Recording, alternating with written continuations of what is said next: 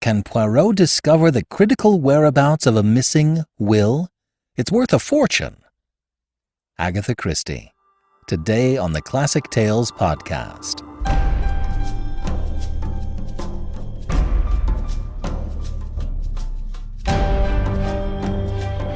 Welcome to the Classic Tales podcast. Thank you for listening. We are proudly supported by our listeners.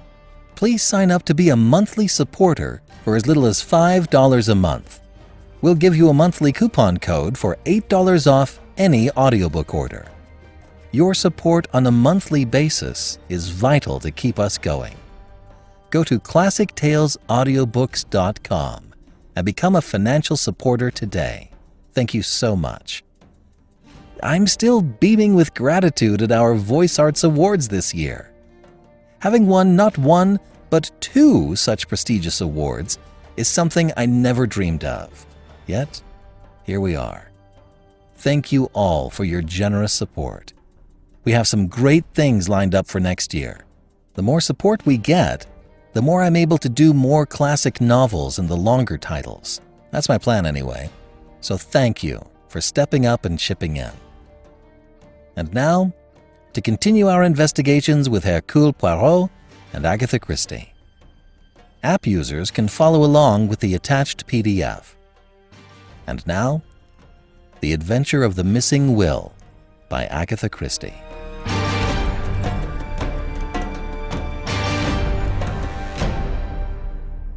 The problem presented to us by Miss Violet Marsh made rather a pleasant change from our usual routine work. Poirot had received a brisk and businesslike note from the lady, asking for an appointment, and he had replied, asking her to call upon him at 11 o'clock the following day. She arrived punctually, a tall, handsome young woman, plainly but neatly dressed, with an assured and businesslike manner, clearly a young woman who meant to get on in the world. I am not a great admirer of the so-called new woman myself, and in spite of her good looks, I was not particularly prepossessed in her favour. "My business is of a somewhat unusual nature, Monsieur Poirot," she began, after she had accepted a chair. "I had better begin at the beginning and tell you the whole story. If you please, mademoiselle. I am an orphan. My father was one of 2 brothers, sons of a small yeoman farmer in Devonshire. The farm was a poor one, and the elder brother, Andrew, emigrated to Australia, where he did very well indeed, and by means of successful speculation in land, became a very rich man. The younger brother, Roger, my father, had no leanings towards the agricultural life. He managed to educate himself a little and obtained a post as a clerk in a small firm. He married slightly above him. My mother was the daughter of a poor artist. My father died when I was 6 years old. When I was 14, my mother followed him to the grave. My only living relation then was my Uncle Andrew, who had recently returned from Australia and bought a small place, Crabtree Manor, in his native country. He was exceedingly kind to his brother's orphan child, took me to live with him, and treated me in every way as though I was his own daughter. Crabtree Manor, in spite of its name, is really only an old farmhouse. Farming was in my uncle's blood, and he was intensely interested in various modern farming experiments. Although kindness itself to me, he had certain peculiar and deeply rooted ideas as to the upbringing of women. Himself a man of little or no education, though possessing remarkable shrewdness, he placed little value on what he called book knowledge. He was especially opposed to the education of women. In his opinion, girls should learn practical housework and dairy work, be useful about the home, and have as little to do with book learning as possible. He proposed to bring me up on these lines, to my bitter disappointment and annoyance. I rebelled, frankly. I knew that I possessed a good brain, and had absolutely no talent for domestic duties. My uncle and I had many bitter arguments on the subject, for though much attached to each other, we were both self-willed. I was lucky enough to win a scholarship, and up to a certain point was successful in getting my own way. The crisis arose when I resolved to go to Girton. I had a little money of my own, left me by my mother, and I was quite determined to make the best use of the gifts God had given me. I had one long, final argument with my uncle. He put the facts plainly before me. He said he had no other relations, and he had intended me to be his sole heiress. As I have told you, he was a very rich man. If I persisted in these new-fangled notions of mine, however, I need look for nothing from him. I remained polite but firm. I should always be deeply attached to him, I told him, but I must lead my own life. We parted on that note. "You fancy your brains, my girl," were his last words. "I've no book learning, but for all that, I'll pit mine against yours any day. We'll see what we shall see." And that was 9 years ago. I have stayed with him for a week-end occasionally, and our relations were perfectly amicable, though his views remained unaltered. He never referred to my having matriculated, nor to my BSc. For the last 3 years his health had been failing, and a month ago he died. I am now coming to the point of my visit. My uncle left a most extraordinary will. By its terms, Crabtree Manor and its contents are to be at my disposal for a year from his death, during which time my clever niece may prove her wits, the actual words run. At the end of that period, my wits having proved better than hers, the house and all my uncle's large fortune passed to various charitable institutions. "That is a little hard on you, mademoiselle, seeing that you were Mr. Marsh's only blood relation." "I do not look on it in that way. Uncle Andrew warned me fairly, and I chose my own path. Since I would not fall in with his wishes, he was at perfect liberty to leave his money to whom he pleased." "Was the will drawn up by a lawyer?" "No. It was written on a printed will form, and witnessed by the man and his wife, who live in the house and do for my uncle." "There might be a possibility of upsetting such a will?" "I would not even attempt to do such a thing." "You regard it, then, as a sporting challenge on the part of your uncle?" "That is exactly how I look at it." "It bears that interpretation, certainly," said Poirot thoughtfully.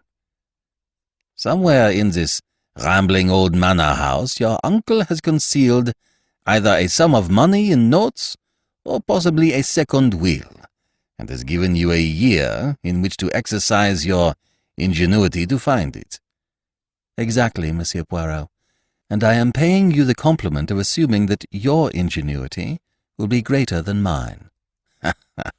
"But that is very charming of you. My grey cells are at your disposal. You have made no search yourself?" "Only a cursory one. But I have too much respect for my uncle's undoubted abilities to fancy that the task will be an easy one." "Have you the will, or a copy of it with you?" Miss Marsh handed a document across the table. Poirot ran through it, nodding to himself.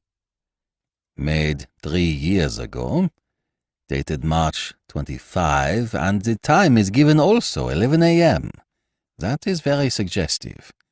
It narrows the field of the search. Assuredly, it is another will we have to seek for.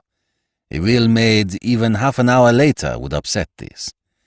"Eh bien, mademoiselle, it is a problem charming and ingenious that you have presented to me here. I shall have all the pleasure in the world in solving it for you. Granted that your uncle was a man of ability, his grey cells cannot have been of the quality of Hercule Poirot's." Really, Poirot's vanity is blatant. "Fortunately, I have nothing of the moment on hand at the minute. Hastings and I will go down to Crabtree Manor tonight. The man and wife who attended on your uncle are still there, I presume?" "Yes. Their name is Baker." The following morning saw us started on the hunt proper. We had arrived late the night before. Mr. and Mrs. Baker, having received a telegram from Miss Marsh, were expecting us. They were a pleasant couple, the man gnarled and pink-cheeked, like a shrivelled pippin, and his wife a woman of vast proportions and true Devonshire calm. Tired with our journey and the 8-mile drive from the station, we had retired at once to bed after a supper of roast chicken, apple pie, and Devonshire cream. We had now disposed of an excellent breakfast, and were sitting in a small panelled room, which had been the late Mr. Marsh's study and living-room. A roll-top desk, stuffed with papers, all neatly docketed, stood against the wall, and a big leather armchair showed plainly that it had been its owner's constant resting-place. A big chintz-covered settee ran along the opposite wall, and the deep low window seats were covered with the same faded chintz of an old-fashioned pattern. "Eh bien, mon ami," said Poirot, lighting one of his tiny cigarettes. "We must map out our plan of campaign. Already I have made a rough survey of the house, but I am of opinion that any clue will be found in this room. We shall have to go through the documents in the desk with meticulous care. Naturally, I do not expect to find the will amongst them, but it is likely that some apparent innocent paper may conceal the clue to its hiding-place. But first, we must have a little information. Ring the bell, I pray of you." I did so. While we were waiting for it to be answered, Poirot walked up and down, looking about him approvingly. "A man of method, this Mr. Marsh. See how neatly the packets of paper are docketed. Then the key to each drawer has its ivory label. So has the key of the china cabinet on the wall. And see with what precision the china within is arranged. It rejoices the heart. Nothing here offends the eye." He came to an abrupt pause, as his eye was caught by the key of the desk itself, to which a dirty envelope was affixed. Poirot frowned at it and withdrew it from the lock. On it was scrawled the words, "Key of roll-top desk," in a crabbed handwriting, quite unlike the neat superscriptions on the other keys. "An alien note," said Poirot, frowning. "I could swear that here we have no longer the personality of Mr. Marsh. But who else has been in the house? Only Miss Marsh, and she, if I mistake not, is also a young lady of method and order." Baker came, in answer to the bell.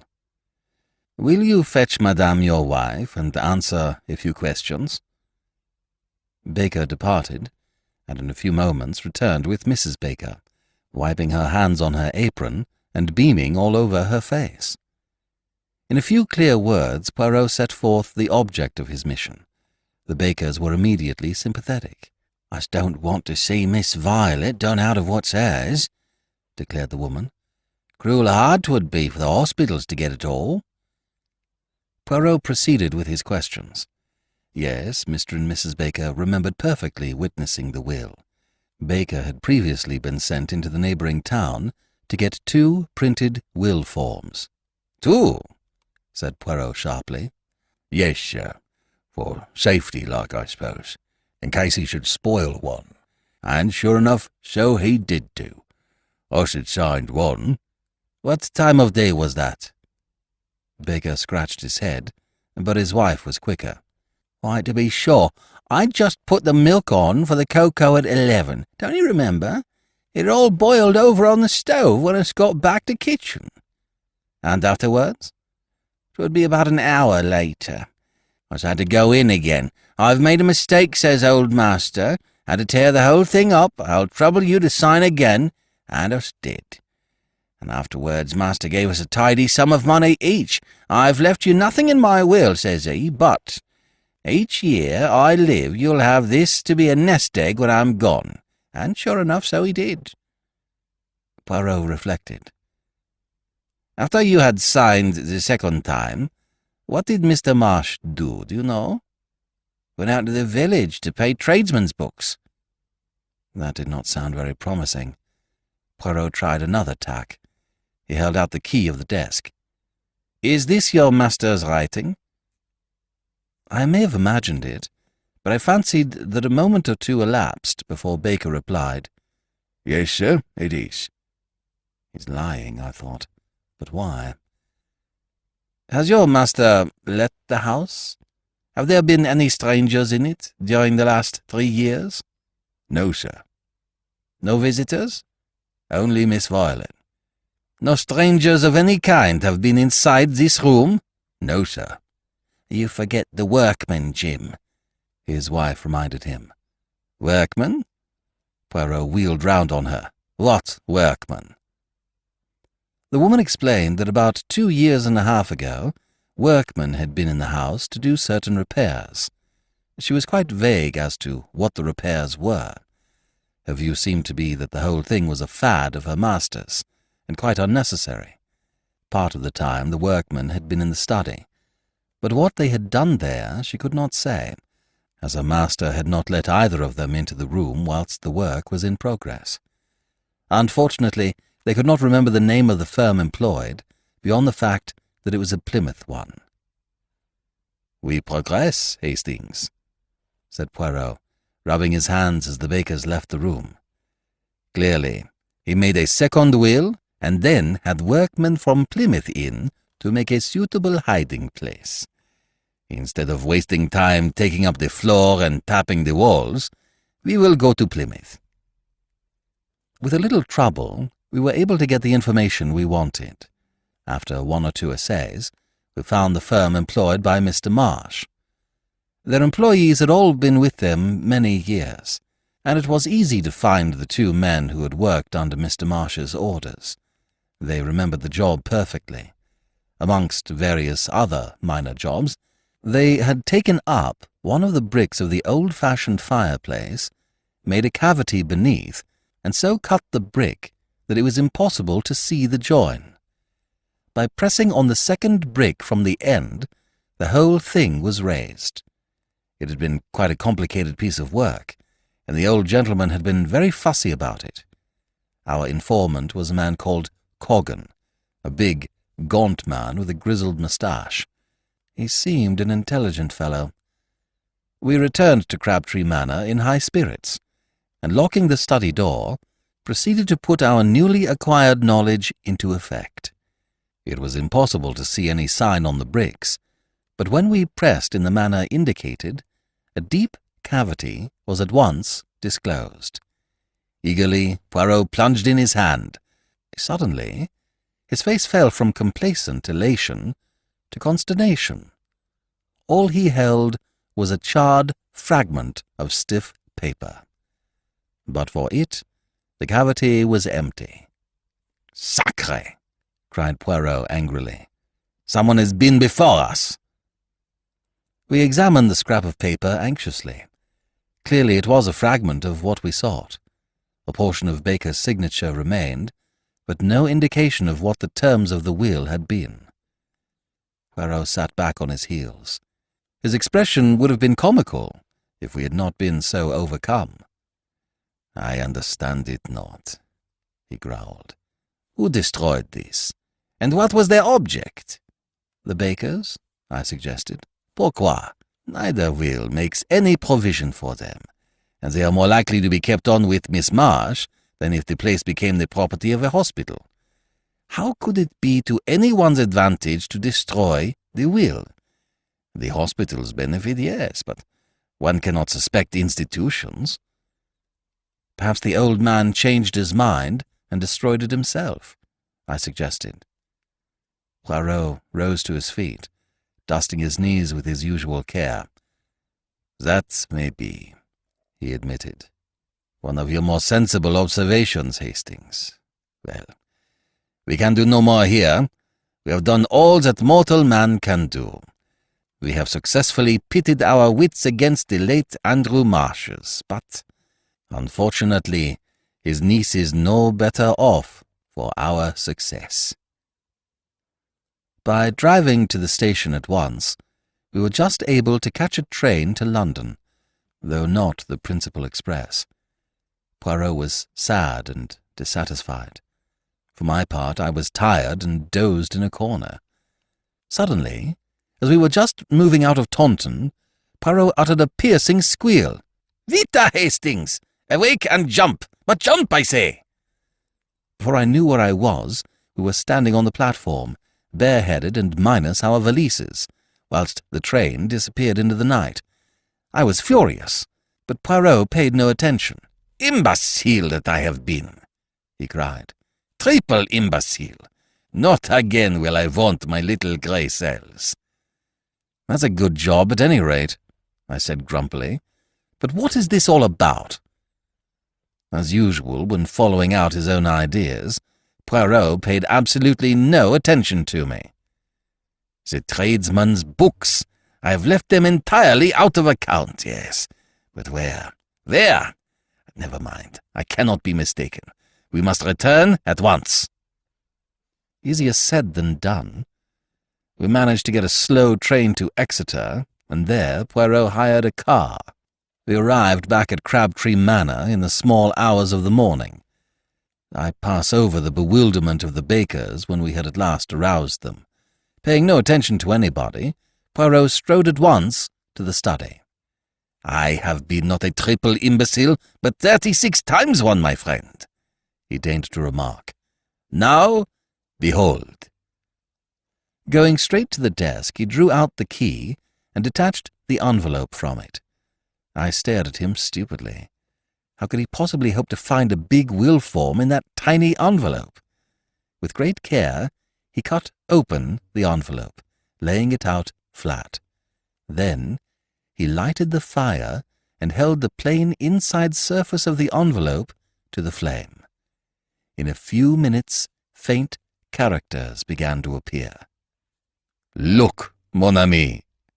cried Poirot in triumph. I looked. There were just a few lines of faint writing, stating briefly that he left everything to his niece, Violet Marsh. It was dated March 25th, 12:30 p.m., and witnessed by Albert Pike, confectioner, and Jessie Pike, married woman. "But is it legal?" I gasped.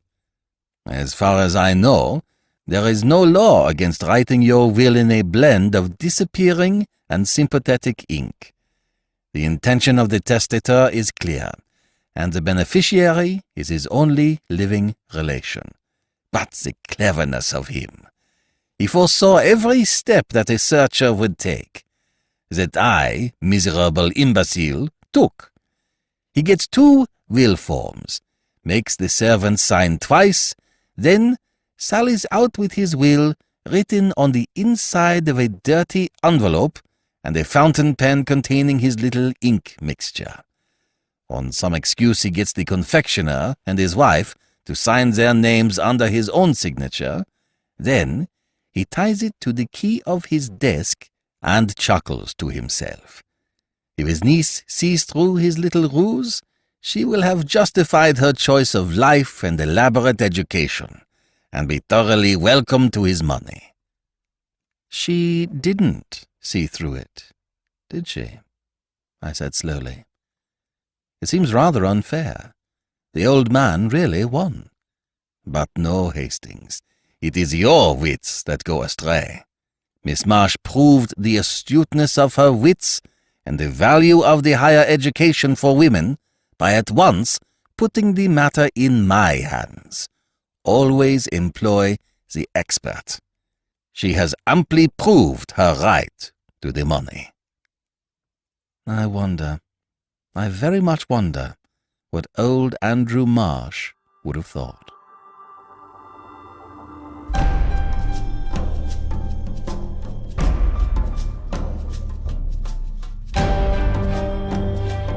This is B.J. Harrison.